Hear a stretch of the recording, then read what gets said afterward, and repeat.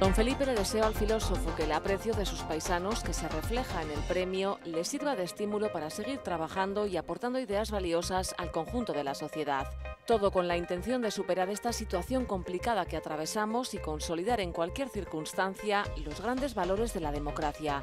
El filósofo reclama un cambio en la cultura política ante su agotamiento y aunque es verdad que no hay soluciones milagrosas, deben ser al menos justas. Nuestro invitado de hoy es doctor en filosofía y catedrático de la UPV. Ha recibido numerosos premios por su producción literaria en el ámbito del ensayo y las humanidades. Esta noche nos sentamos cara a cara con Daniel Innerarity.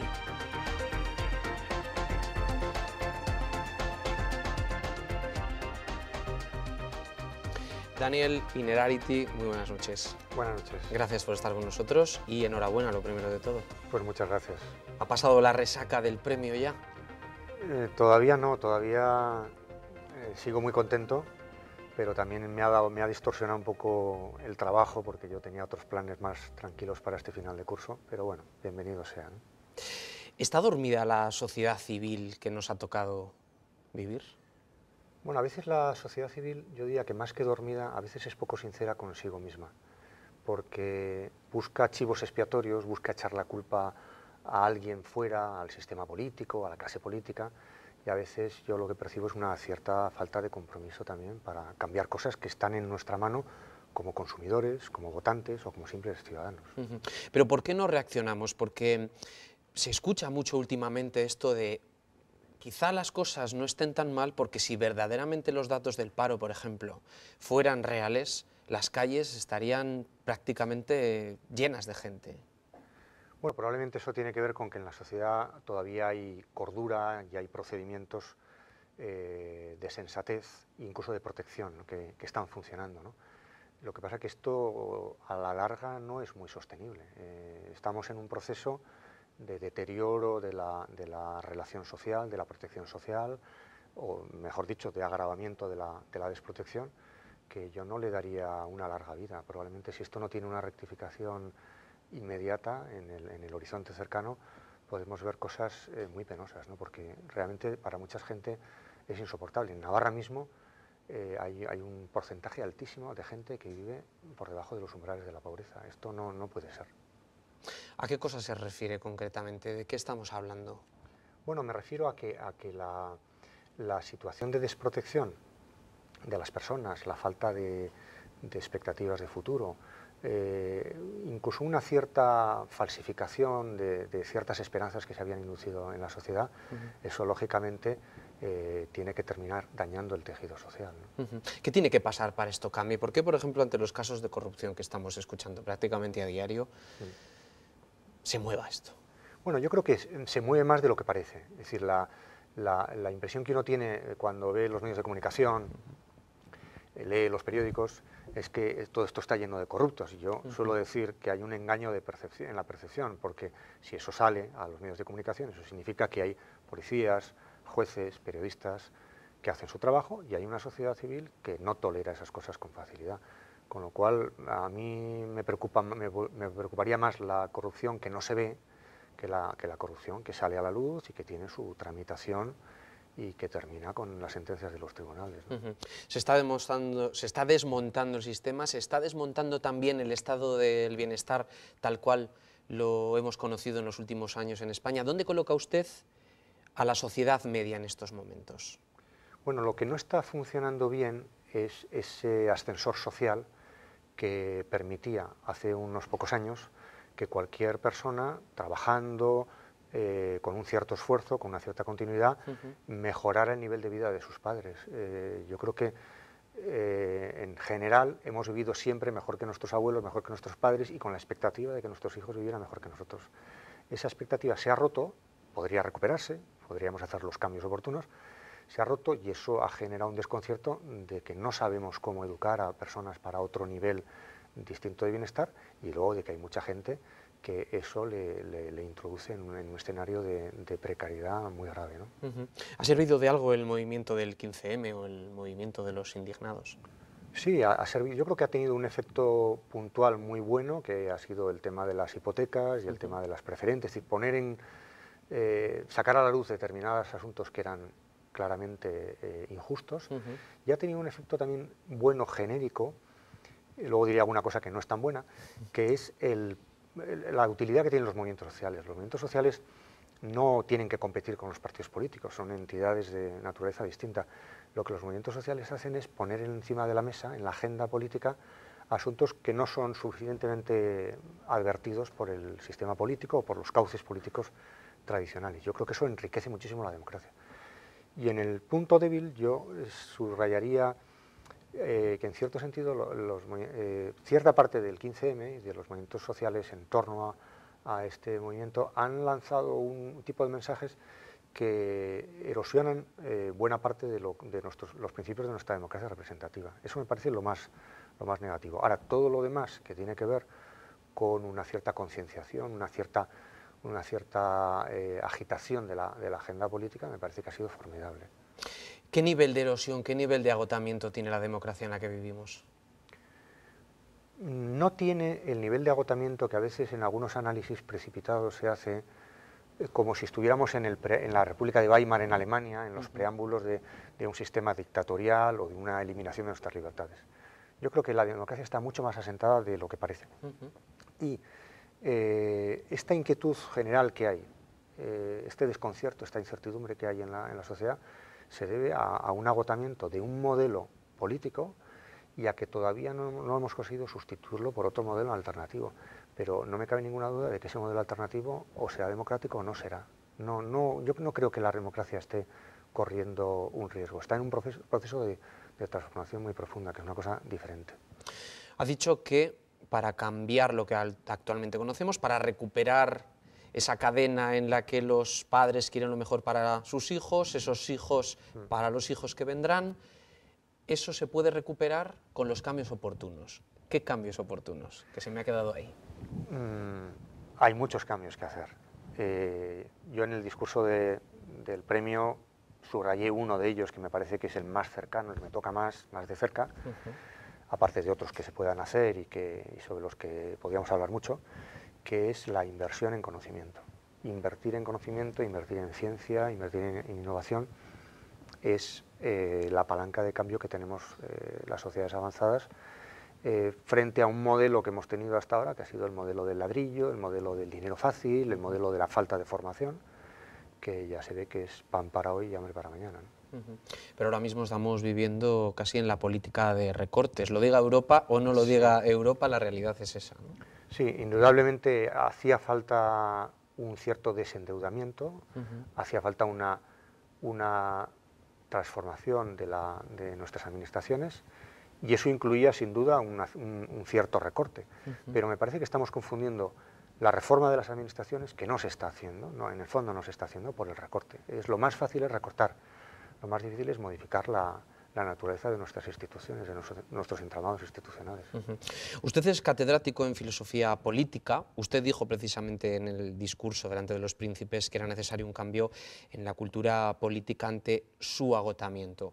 Usted también de alguna forma ha coqueteado con la política, siendo candidato en alguna lista. No ha salido como cargo público, pero... Afortunadamente, sí. Afortunadamente, sí. Sí, porque no es lo mío, la política no es mi pasión como acción política, no me interesa la política.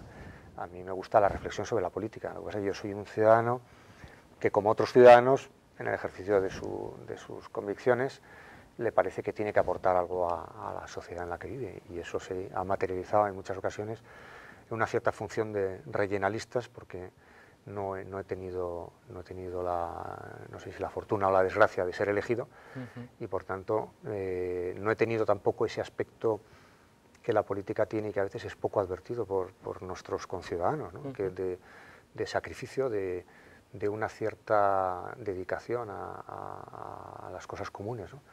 En Navarra el 90% de los políticos son concejales de pequeños pueblos que no ganan nada, que pierden mucho tiempo, que tienen una ilusión por ayudar a sus vecinos. Y creo que nosotros mismos a veces somos muy injustos cuando, al pensar en la clase política, estamos pensando en las élites gobernantes y no pensamos en el concejal de nuestro pueblo, ¿no? Y precisamente por esa reflexión que hace usted de la política, ¿se le ha pasado por la cabeza dar el paso? ¿O definitivamente no? Yo creo que no es lo mío. Yo creo que lo mío es Aunque le insistan. Tampoco me han insistido tanto. Bueno, igual ahora, a partir de ahora, le insisten un poco más. No creo. Yo tengo una vocación muy clara de investigador, de filósofo, de profesor universitario. Estoy muy a gusto aquí. También echaré una mano en lo que pueda a la gente que comparte mi proyecto personal, político, con toda la ilusión con la que pueda. Pero yo creo que le hago más un servicio a mi comunidad, incluso a mi gente de Geroa Bai, dando consejos en la distancia que en la política diaria. Si se lo piden, pues, ¿se lo pensará? Lógicamente me lo pensaré. Y una cosa de estas, lógicamente, no lo echaré en saco roto. Y me lo pensaría y me llenaría de orgullo, pero estoy prácticamente seguro de que no se va a producir. Ya conocen también mis debilidades y saben que soy más bien una persona teórica. ¿Está reflejada ahora mismo la pluralidad que hay en Navarra en las instituciones? En este momento, fundamentalmente después de los procesos políticos que ha habido, me refiero al deterioro político que se ha producido en la mayoría de gobierno, a todo el tema de la CAN y los escándalos, y también a una reorganización del mundo vasquista o abertzale. En estos momentos el Parlamento no refleja lo que las encuestas nos están diciendo que debería ser una composición correcta de la sociedad, lo cual no quiere decir que no sea una representación legítima. Mientras no haya elecciones, este es el Parlamento que tenemos y yo lo acepto encantado de la vida, ¿no? Pero también me permito decir que han pasado demasiadas cosas en estos 2 últimos años como para que podamos estar satisfechos de la representación que tenemos. Es decir, ¿usted quiere elecciones ya? Yo creo que sería lo correcto. Yo creo que en estos momentos en Navarra sería lo más apropiado. También porque a Geroa Bai le dan unos números bastante positivos. Sí, no lo voy a ocultar, que eso me agrada mucho y ojalá fueran más, ojalá fueran mejores. Pero sobre todo por lo que eso tiene de reflejo de la realidad social. Hay que tener en cuenta, por ejemplo, que en el mundo de lo que fue Nafarroa Bai en su momento se han producido unas escisiones, unos cambios de táctica de unos y de otros, y en estos momentos Geroa Bai está clarísimamente infrarrepresentada en el Parlamento. De eso no tiene la culpa la presidenta Barcina, no se lo voy a achacar, simplemente tiene la culpa la situación, los cambios políticos y sociales que ha habido en nuestra comunidad. En cualquier caso, ¿Navarra seguirá siendo tierra de pactos? Estoy convencido de que más allá del ruido y de la confrontación, los graves problemas que nosotros tenemos como comunidad, fundamentalmente todo lo que tiene que ver con la salida de la crisis económica, son temas que no se pueden abordar desde una mayoría, ni siquiera desde una mayoría absoluta de gobierno. Me parece que iremos en esa dirección. Y probablemente el éxito de Geroa Bai se ha debido, por un lado, al agotamiento del modelo institucional habitual y de las mayorías de gobierno habituales, pero también a que en el mundo vasquista, abertzale, progresista, se estaba muy cómodo en la confrontación, en el no, en la oposición.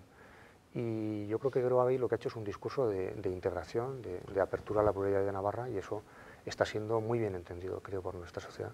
¿Cómo debería la actual política, devolver la confianza a los ciudadanos, que ahora mismo no valoran ni la política ni a los políticos? Se necesita esa regeneración en la que a los políticos se les llena la boca con la regeneración. ¿Dónde se tiene que ver? Se tienen que marchar los que están, pero de todos los partidos, es decir, gente con savia nueva, gente que no sea conocida, gente que tenga una experiencia en la iniciativa privada, gente que sepa lo que está pasando ahí fuera. A mí la expresión regeneración no me gusta nada, me parece muy hueca y ya muy tópica. Yo suelo poner en este respecto un ejemplo, que es un chiste malo, pero en fin, los chistes que contamos los filósofos son malos, pero en el mejor de los casos incitan a la reflexión, ¿no? Que era aquella autoridad ferroviaria que descubrió que los accidentes de trenes siempre dañaban más al último vagón y decidió suprimir el último vagón de los trenes. No tiene mucha gracia el chiste, pero es ilustrativo de lo que a veces pasa, ¿no? Que decimos, suprimamos la clase política. Bueno, alguien tiene que mandar. ¿Qué queremos? Suprimir a la clase política y que manden los funcionarios. Yo soy funcionario. Creo que los funcionarios ejercemos una tarea importantísima en el gobierno, de las universidades, de los gobiernos en general, pero tiene que haber un elemento de dirección política que los funcionarios no aportan como tal, ¿no? Por otro lado, hay un ataque muy genérico hacia la clase política, incluso hay propuestas de que la clase política no cobre nada o de que los parlamentarios sean voluntarios. Yo siempre recuerdo a este respecto que la democracia moderna, a partir de la Revolución Francesa, instaura el sueldo de los políticos precisamente para que la política no la hagan los ricos y los testaferros. El sueldo de los políticos, pequeño, modesto o razonable, es una garantía de que todos podríamos dedicarnos a la política y no solo los que son ricos por su casa, ¿no? Es decir, que creo que en esa crítica que yo comparto en buena medida y sobre la que he escrito varios libros, a veces somos un poco injustos y a veces en el fondo hay mucha gente que se aprovecha de eso para algo que me parece muy grave, que es la despolitización de la sociedad. Pero ¿cómo tiene que ser, a su juicio, un buen gobernante? ¿Qué tiene que tener? Porque claro, no quiero ser demagogo, pero estamos últimamente, hoy mismo, hablando del parking de los diputados en el aeropuerto, que también se lo pagan. La semana pasada hablamos de los gin tonics que estaban subvencionados en el Congreso. Al final, los ciudadanos nos quedamos con eso. Y con todo lo demás, claro, porque es que esto sí, son coletazos, claro, ¿no? Porque que se van suprimiendo a golpe de titular de los periódicos, de las teles, de las radios. Sí, pero también detrás de todo eso también hay una cierta demagogia, ¿no? Por ejemplo, ya sé que esto es ponerme un poco contracorriente, pero los filósofos no estamos para decir lo que todo el mundo, lo que es cómodo, ¿no? En cuántas empresas, en cuántas instituciones hay un comedor.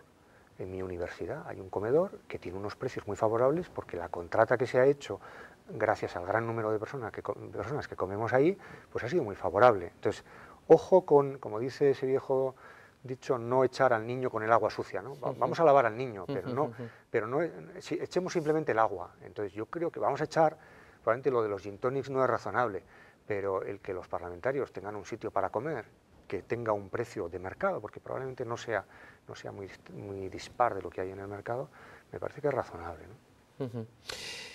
¿Cuál ha sido el papel de los medios de comunicación desde su punto de vista en todo este proceso del que hablamos? Bueno, los medios de comunicación han sufrido una transformación enorme en estos últimos años. Fundamentalmente yo creo que les ha afectado la crisis económica, pero también les ha afectado mucho la presencia de las redes sociales, ¿no? Y de las nuevas tecnologías de la comunicación y la información. No estamos ya en la época en la cual un periodista llegaba a la redacción y decidía casi autoritariamente lo que era noticia y lo que no era noticia. Eso ya circula y el periodista es más un sancionador de lo que hay. Pero también me voy a poner un poquitín en contra de la corriente, ¿no? Porque cuando salió el asunto de Wikileaks, mucha gente decretó que el periodismo se había acabado, porque a partir de ahora ya simplemente con sustituir a los periodistas por filtradores, ya los ciudadanos estábamos bien informados. Y eso me parece que es injusto y además no es realista. De hecho, escupir en el espacio público, en Internet, 250.000 documentos, la mayor parte de los cuales son bobadas de un embajador que en un país dice de qué ha comido con un líder político, digerir eso solo es posible si hay un trabajo de mediación de unos profesionales buenos que tendrán que repensar su tarea. Probablemente tendrán que reinventarse a sí mismos, pero que indudablemente van a tener que seguir existiendo. ¿Cuál cree que es la reflexión actual verdadera de la sociedad en la que estamos? Una sociedad supuestamente bien informada, una sociedad que ha estado gozando de un estado del bienestar que otros países han tomado como ejemplo, pero que afronta el futuro con una incertidumbre que cuando preguntamos a quienes dirigen el país, a quienes dirigen la comunidad, a quienes dirigen las ciudades y los pueblos, no se atreven a pronosticar, o si se atreven, los hechos nos acaban demostrando que en su momento se equivocaron. Bueno, una de las cosas que más me ha llamado la atención de lo que nos ha pasado con la crisis económica, y justo ahora mismo estoy haciendo un pequeño trabajo sobre eso, es que ha fallado la autoridad de los expertos. Se nos ha caído encima, un mundo construido sobre la idea de que había unos expertos que nos informaban de qué es lo que iba a pasar con nuestras pensiones, de qué tipo de inversiones debíamos hacer con el dinero que teníamos en el banco, y está todo el tema de las preferentes. Incluso, por poner un ejemplo reciente de Navarra, ¿no?, las previsiones meteorológicas. Es decir, algo está pasando que en la construcción de esos procedimientos de anticipación del futuro, de cálculo de qué es lo que tenemos que hacer como sujetos, como consumidores, etc. Eso se ha revelado como algo bastante más frágil de lo que pensábamos. Y probablemente tenemos que volver a reconstruir el mundo en el que vivimos con una confianza en los expertos, pero más limitada de la que teníamos. Eso significa que en alguien tendremos que seguir confiando. El mundo es demasiado complejo como para que yo pueda saber, como para que yo pueda construirme mis propias medicinas o comer únicamente lo que produzco en mi huerto o guardar el dinero en un calcetín. Tendremos que seguir confiando en alguien, pero probablemente tenemos que hacer una gran reflexión como sociedad acerca de cómo confiamos y en quién confiamos.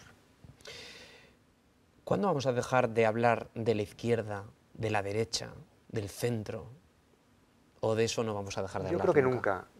Yo creo que siempre habrá en la sociedad una aspiración más fuerte en unas personas hacia ideales de justicia, aunque en eso la libertad se vea un poquitín perjudicada, porque la izquierda no tiene el monopolio del espacio público, y en la derecha siempre habrá gente que prefiera un poco más de libertad, aunque eso implique a veces dejar un poco de lado los criterios de justicia. Y habrá un equilibrio inestable entre esas posiciones. Yo creo que eso seguirá habiendo. Lo que ocurre es que el mapa político se está enriqueciendo con otras variables, ¿no? Por ejemplo, yo ahora he estado estos meses viviendo en Italia, en Florencia, y he visto muy directamente allí lo que está pasando en Italia, que es un país apasionante desde muchos puntos de vista y también desde un punto de vista político, por lo que se refiere a los cambios que ha habido. Y yo creo que ha habido la aparición de un nuevo eje que nos ha desconcertado mucho, que yo le llamaría el eje entre tecnócratas y populistas, y en el cual además se cruza con el otro eje y hay tecnócratas de izquierdas y de derechas, tecnócrata en la expresión menos hiriente, ¿no? Tecnócrata de derecha sería Monti, tecnócrata de izquierda o técnico de izquierda sería Bersani, y hay un populismo de derechas que podría ser Berlusconi y un populismo de izquierda que sería Grillo, ¿no? Aparecen una y otra vez ejes que nos complican el mapa y probablemente tenemos que ir a pensar las categorías políticas de una manera más flexible, con menos clichés de los que a veces aparecen en el espacio público. ¿Y hacia dónde camina España? Desde ese punto de vista, sí. ¿Tenemos que parecernos en algo a Italia? ¿Tenemos que temer parecernos en algo a Italia? El sistema político institucional español es más sólido que el italiano, aunque en estos momentos casi todas las instituciones están cuestionadas, ¿no? Desde la monarquía hasta el tamaño de los municipios, ¿no? Pero no es nada comparable a lo que hay en Italia, que hay verdaderos bloqueos, verdaderas incapacidades de gobernabilidad, cosa que aquí no se produce. Es posible que el mapa político en España hubiera estado demasiado simplificado por dos grandes fuerzas, una de derecha y otra de izquierda, y que esto probablemente se enriquezca en el futuro. Pero no creo yo, en fin, no soy un buen profeta y me suelo equivocar en muchas cosas, pero yo hago una profecía, no creo que vayamos a un cuatripartidismo como el que a veces las encuestas apuntan. Yo creo que los dos grandes partidos españoles, el Partido Popular y el Partido Socialista, son partidos bastante más sólidos de lo que en estos momentos están pagando, uno por su pasado en el gobierno y otro por su presencia en el gobierno. ¿Cuánto cree que le queda a la monarquía en nuestro país? Pues le queda todo lo que la monarquía quiera y en la medida en que la monarquía sea capaz de justificarse funcionalmente. España yo creo que es un país, es una sociedad poco monárquica, que en principio no acepta con gran facilidad esa idea de que uno por ser hijo de su padre tenga una autoridad. Lo que ha ocurrido durante la transición es que Juan Carlos, con una cierta mistificación, que tampoco vamos aquí a discutir, ¿no? Ha aparecido funcionalmente como alguien que unía las dos Españas, o la izquierda y la derecha, incluso que ha sido un cierto rey de los republicanos. Y posteriormente está todo el tema del 23F, tampoco soy un especialista en la materia y tampoco me creo el relato oficial, pero bueno, se ha vendido la idea de que el rey jugó ahí un papel importante, ¿no? Suponiendo que eso sea cierto, evidentemente los casos más recientes, el cierto deterioro de la propia monarquía de Juan Carlos y, en fin, y todos los casos que rodean a la Casa Real, han hecho que el futuro monarca tenga que partir prácticamente de cero. Y o se justifica funcionalmente, es decir, o hace algo que la gente reconozca como útil, y a eso yo le llamo republicanizarse, porque ya no le viene la autoridad por la biología, sino por su función, o hace algo o tendrá una vida penosa, incluso corta. Lo que pasa es que yo creo que las instituciones tienen su capacidad de adaptación a los cambios y me da la impresión de que hay posibilidades de que eso se recupere, ¿no? Pero bueno, eso es su responsabilidad y cada uno juzgará, ¿no? ¿Cómo ve a su hijo, al príncipe Felipe, con el que precisamente estuvo y del que recibió el premio? Bueno, yo me lo ¿Charló con él? ¿Tuvo Sí. oportunidad de decirle algo más que darle las gracias? Sí, charlé un buen rato con él, incluso me dijo que me llamaría y que seguiríamos hablando un poco de política, de España, de Europa, y yo le dije que estaría encantado de hacerlo, por supuesto. Y es más lo que me imagino que lo que me diga o vea en ese acto concreto, que es más bien protocolario y cordial y amable, ¿no? y positivo, ¿no? Yo me imagino que está ante una responsabilidad muy difícil, en un momento difícil de remontar, y probablemente tendrá que hacer un ejercicio de inteligencia política si quiere que la monarquía se relegitime en unas circunstancias que han cambiado radicalmente. Daniel Innerarity, mira que cuesta pronunciar su apellido, Grau. ¿De dónde son estos dos apellidos? Daniel Innerarity Grau. Innerarity era un tatarabuelo mío escocés que fue a Estados Unidos y acabó aquí. Y Grau es también un tatarabuelo catalán que tengo por parte de mi familia materna. Somos de Tierra Estella, y un Grau que recaló en Tierra Estella y ya se casó allí y hizo la vida por allá, ¿no? Estamos fuera de tiempo, pero ahora que me ha sacado la palabra Cataluña y que la había dejado yo ya ahí olvidada, ¿qué pronóstico le hacemos al nacionalismo, no solamente al de Navarra? En Cataluña, concretamente. Sí, en nuestro país, ¿el nacionalismo hasta dónde va a llegar? ¿Se está refortaleciendo o no? Bueno, todo depende. Yo creo que la política es un juego complicado, donde intervienen muchos factores y es difícil hacer una previsión. La Constitución española es muy poco flexible, no ha permitido ni siquiera el acceso de la mujer al trono, porque eso parecía abrir la caja de Pandora. Esa rigidez yo creo que la está fragilizando mucho. O la Constitución española es capaz de recuperar una idea que estaba en el origen, que era la idea de que había en España dos hechos nacionales, el catalán y el vasco, fundamentalmente, y luego un problema de descentralización del Estado franquista, o recupera esa distinción y da una respuesta adecuada a cada uno de los problemas, o esta mezcla de un problema de descentralización con un problema de plurinacionalidad del Estado, creo que va a tener efectos muy negativos. Lo que ocurre es que el nacionalismo se fortaleza o se debilita también en función del juego que se le da y del espacio que se le abre en las oportunidades. A veces hay procesos políticos en España que producen más nacionalismo en la periferia y hay otro que lo neutraliza. Cada uno jugará sus cartas, ¿no? Daniel Innerarity, muchísimas gracias.